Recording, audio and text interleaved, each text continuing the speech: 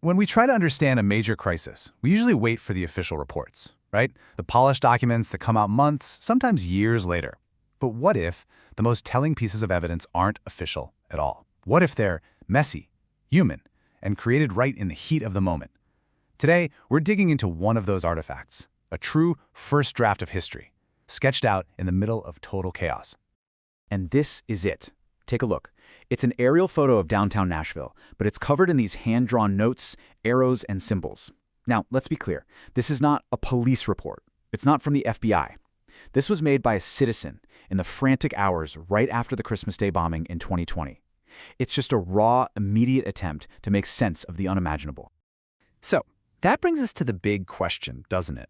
What can a document like this unofficial, messy, intensely human map, tell us that the official reports, with all their precision, never could?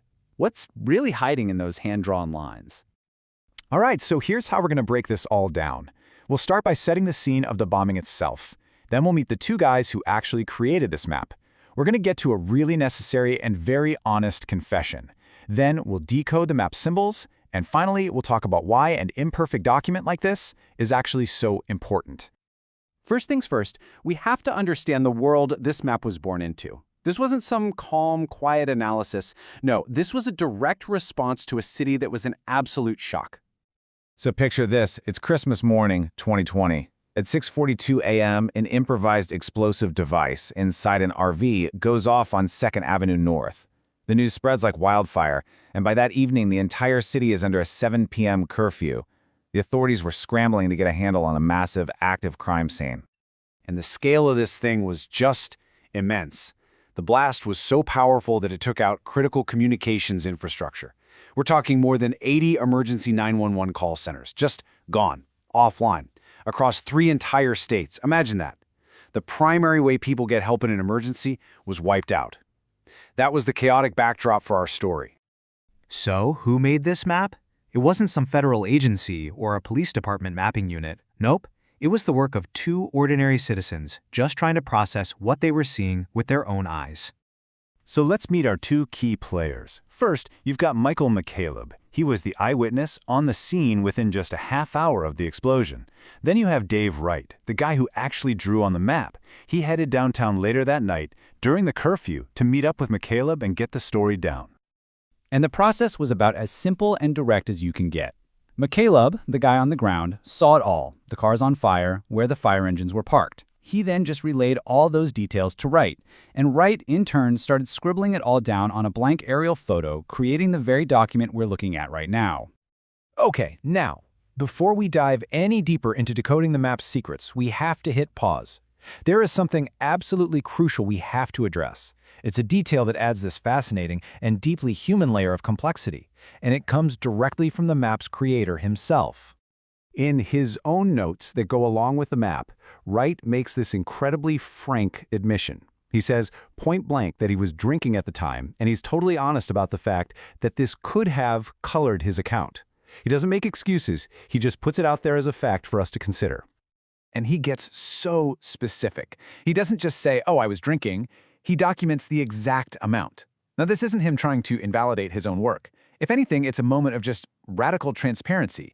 It forces us as the viewers to grapple with the reality that history is almost always recorded by imperfect people in imperfect situations.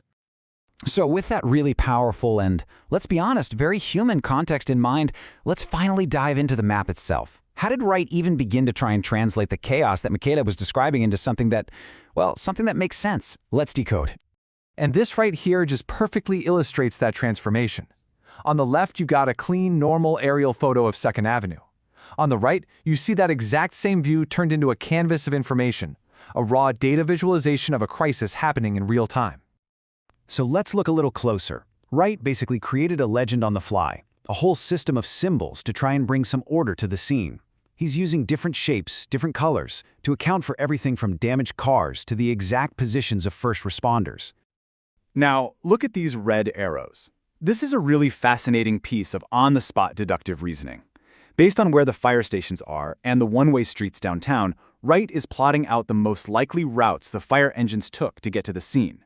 It's an attempt to literally reconstruct the emergency response. And what about these orange stars?